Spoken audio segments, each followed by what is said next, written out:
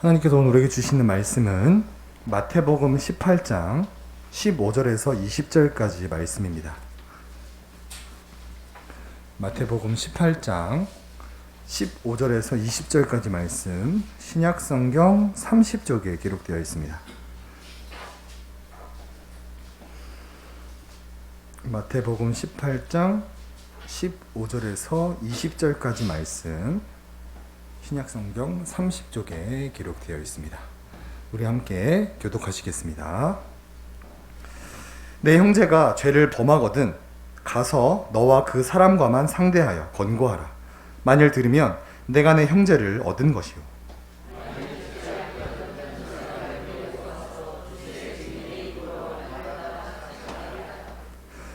만일 그들의 말도 듣지 않거든 교회의 말하고 교회의 말도 듣지 않거든 이방인과 세리와 같이 여기라.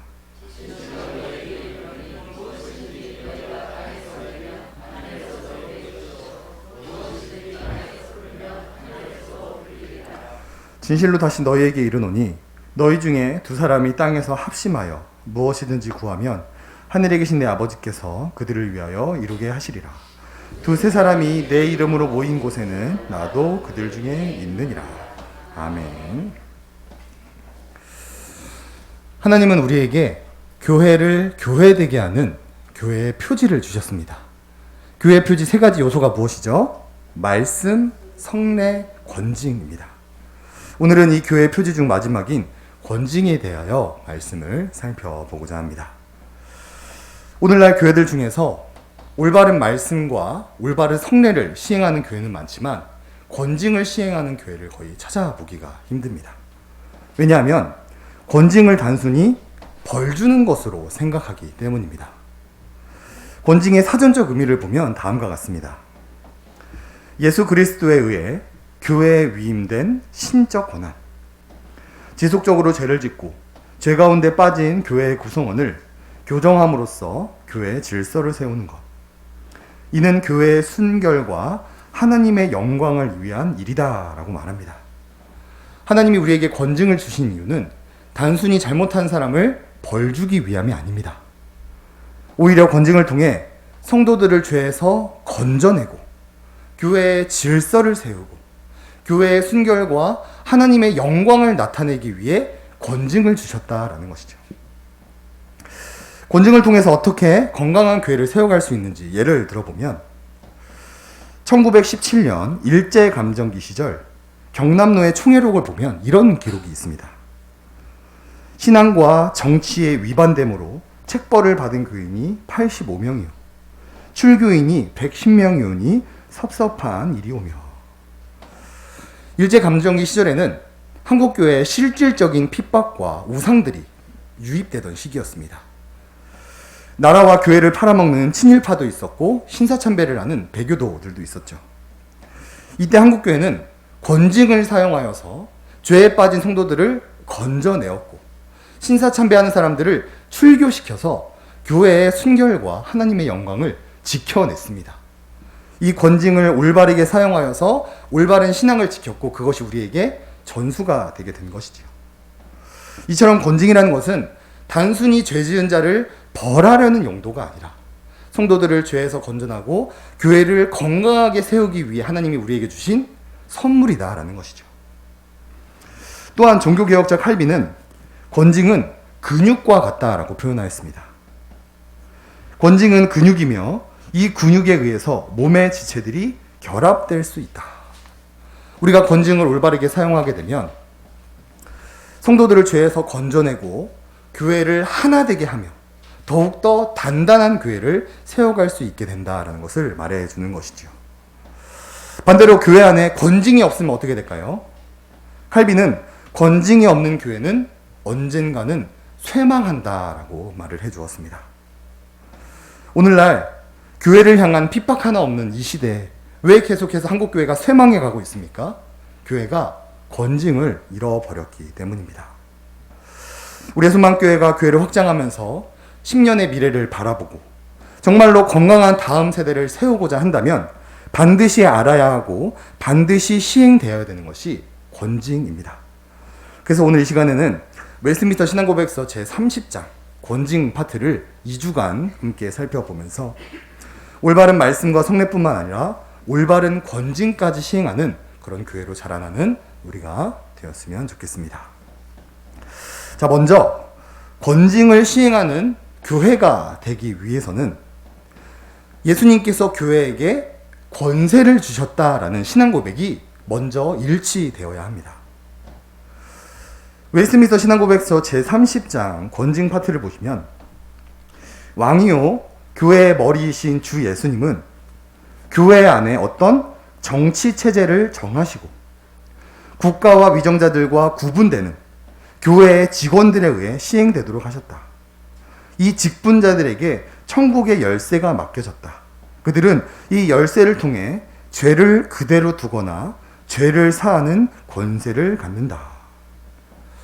예수님은 하늘로 승천하시면서 국가와 위정자들과는 다른 정치체제, 즉 당회를 세우셔서 교회를 다스리도록, 당회에게 교회를 다스리고 권징할 수 있는 권세를 부어주셨다라고 말을 하고 있습니다. 우리가 당회의 다스림을 받고 당회의 명령에 복종해야 되는 이유가 무엇입니까? 하나님께서 당회를 세우셨기 때문에, 하나님께서 당회에게 교회를 다스리는 권세를 주셨기 때문에 우리가 당회의 다스림과 명령에 복종하며 나아가는 것이지요. 이것을 오늘 본문에서 이렇게 설명해 줍니다. 18절에 진실로 너희에게 이르노니 무엇이든지 너희가 땅에서 매면 하늘에서도 매일 것이요 무엇이든지 땅에서 풀면 하늘에서도 풀리리라. 여기서 매고 풀다라는 것은 정죄와 용서를 말합니다. 즉 예수님께서 승천하시면서 교회에게 죄를 용서할 수도 있고 죄를 정죄할 수도 있는 권세를 주셨다. 그리고 이것을 교회의 직원, 오늘날로 말하면 당회장인 담임 목사님과 당회원인 장로님들에게 이 권세를 주셨다라는 것이죠. 그래서 우리가 당회의 명령에 대적하는 것은 신학적으로 하나님을 대적하는 것과 동일합니다. 이것을 조금 더 자세히 말씀드리겠습니다. 본문 19절 20절을 보시면 진실로 다시 너희에게 이르노니 너희 중에 두 사람이 땅에서 합심하여 무엇이든지 구하면 하늘에 계신 내 아버지께서 그들을 위하여 이루게 하시리라. 두세 사람이 내 이름으로 모인 곳에는 나도 그들 중에 있느니라. 여기서 구하다라는 단어는 하나님께 기도한다라는 의미로 당회원들이 합심하여 기도할 때 그곳에 주님께서 함께 하시고 하나님께서 그 당회를 통해 예수님의 뜻을 이루어 가신다라는 의미입니다. 이번에 교회 확장을 예로 들어보면 정책당회를 할 때 겉으로만 보면 담임 목사님과 장로님들이 마음을 모아서 마치 당회가 이 일을 결정하고 진행하는 것처럼 보입니다. 하지만 신학적으로 보면 당회원들이 기도하면서 고민할 때 그곳에 예수님이 함께 하시면서 당회원들의 마음을 감동하시고 지혜를 주셔서 주님의 뜻을 그들을 통해 이루어 가신다라는 것이죠. 그래서 신학적으로 보면 당회의 결정은 주님의 결정과 같다라고 말합니다. 왜냐하면 그들이 한 것이 아니라 주님께서 당회를 통하여 결정하신 것이기 때문인 거죠. 우리가 교회 안에 권징을 시행하며 나아가기 위해선 이 신앙 고백의 일치가 먼저 이루어져야만 합니다. 오늘날 각 교회마다 당회에 대한 권위가 다 사라져 버렸습니다. 당회원들의 계속된 범죄와 다툼으로 인하여서 성도들이 더 이상 당회의 권위를 인정하지 않는 시대가 되어버렸죠. 이러한 상태에서 만약 당회가 권징을 시행하게 된다면 소귀의 경읽기와 같은 결과밖에 남지 않게 됩니다. 그렇기 때문에 권징을 시행하는 교회가 되기 위해서 먼저 선행되어야 되는 것이 있습니다. 바로 하나님께서 당회를 세우셨고 그들에게 권세를 주셔서 교회를 이끌어 가신다는 신앙 고백이 선행되지 않는다면 교회는 절대로 권징을 시행할 수 없다라는 것이죠. 구약성경을 보면 이렇게 말을 합니다. 민수기 11장 16절에 여호와께서 모세에게 이르시되 이스라엘 노인 중에 내가 알기로 백성의 장로와 지도자가 될 만한 70명을 모아 내게 데리고 와 회막에 이르러 거기서 너와 함께 서게 하라. 하나님은 출애굽한 백성들에게 70인 장로를 세워서 모세와 함께 이스라엘 백성을 다스리게 하셨습니다. 오늘날도 동일합니다. 하나님은 지금도 목사와 장로를 세우셔서 교회를 다스리게 하십니다. 신약으로 넘어와 보면 사도행전 말씀에 바울이 밀레도에서 사람을 에베소로 보내어 교회 장로들을 청하니 여러분은 자기를 위하여 또는 온 양떼를 위하여 삼가라. 성령이 그들 가운데 여러분을 감독자로 삼고 하나님이 자기 피로 사신 교회를 보살피게 하셨느니라. 신약시대 역시 하나님은 각 교회에 목사와 장로를 세워서 그들을 통해 교회를 보살피고 다스리게 하십니다. 이것은 교회 지도자들이 성도들을 지배하기 위해서 고안해낸 것이 아니라 하나님께서 교회를 다스리는 하나님의 그 주권의 방법이라는 것이죠. 그래서 우리가 해야 되는 것은 무엇입니까? 히브리서 13장 17절 말씀에 이렇게 말합니다. 너희를 인도하는 자들에게 순종하고 복종하라. 그들은 너희 영혼을 위하여 경성하기를 자기 자신을 청산할 자인 것 같이 하느니라. 그들로 하여금 즐거움으로 이것을 하게 하고 근심으로 하게 하지 말라. 그렇지 않으면 너희에게 유익이 없느니라. 히브리서 기자는 교회의 지도자들에게 순종하고 복종하라고 명령합니다. 왜냐하면 교회의 지도자들은 우리의 영혼을 보살피고 돌보기 위해 하나님께서 직접 세우신 권위자들이기 때문인 거죠.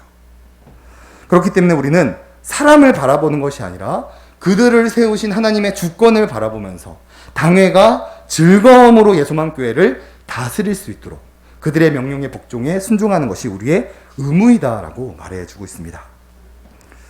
자, 이러한 신앙 고백이 일치되어야만 그제서부터 교회에 권징을 시행할 수 있게 된다라는 거죠. 우리 웨스트민스터 신앙 고백서 권징 파트 우리 다 함께 읽어볼까요? 시작. 왕이요 교회의 머리이신 주 예수님은 교회 안에 어떤 정치 체제를 경하시고 국가와 위정자들과 구분되는 교회 직원들에 의해 시행되도록 하셨다. 이 직분자들에게 천국의 열쇠가 맡겨졌다. 그들은 이 열쇠를 통해 죄를 그대로 두거나 죄를 사하는 권세를 갖는다. 하나님은 국가와 위정자들과 구분되는 어떠한 정치체제, 즉 당회를 세우셨습니다. 그리고 그 당회에게 천국의 열쇠를 맡기시고 죄를 정죄하고 죄를 용서할 수 있는 권징의 권세를 주셨다라는 것이죠.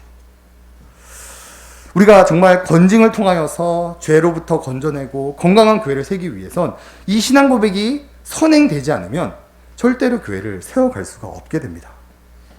만약 이러한 신앙 고백이 일치되지 않은 상태에서 권징을 행하게 되면 어떻게 해야 될까요? 오늘 본문 15절 17절을 보시면 내 형제가 죄를 범하거든 가서 너와 그 사람만 상대하여 권고하라. 만일 들으면 내가 내 형제를 얻은 것이요 만일 듣지 않거든 한두 사람을 데리고 가서 두세 증인의 입으로 말마다 확증하게 하라. 만일 그들의 말도 듣지 않거든 교회의 말하고 교회의 말도 듣지 않거든 이방인과 세례와 같이 여기라.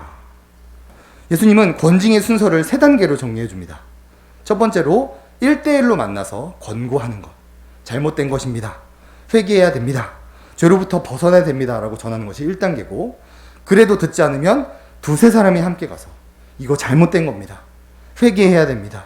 죄로부터 벗어나야 됩니다. 권고하는 것이 두 번째 단계입니다.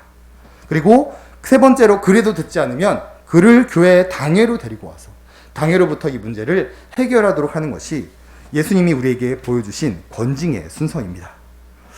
그런데 신앙 고백이 없는 상태에서 이것을 행하면 어떻게 될까요? 그 사람이 내가 정말 잘못한 거구나. 회개해야겠다라고 생각할까요? 아니면 화가 머리끝까지 나가서 교회 문을 박차고 나가버리게 될까요?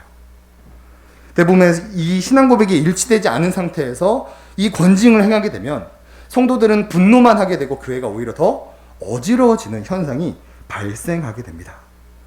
그렇기 때문에 우리가 이 권징을 시행하기 위해서는 무엇보다 당회가 가진 권세에 대해서 우리의 신앙 고백이 일치가 되어야만 합니다. 그래야만 교회가 권징을 시행할 수 있게 되고 이것이 일치되지 않으면 교회가 권징을 시행할 수 없고 언젠가는 쇠망하는 교회가 된다라는 것이죠.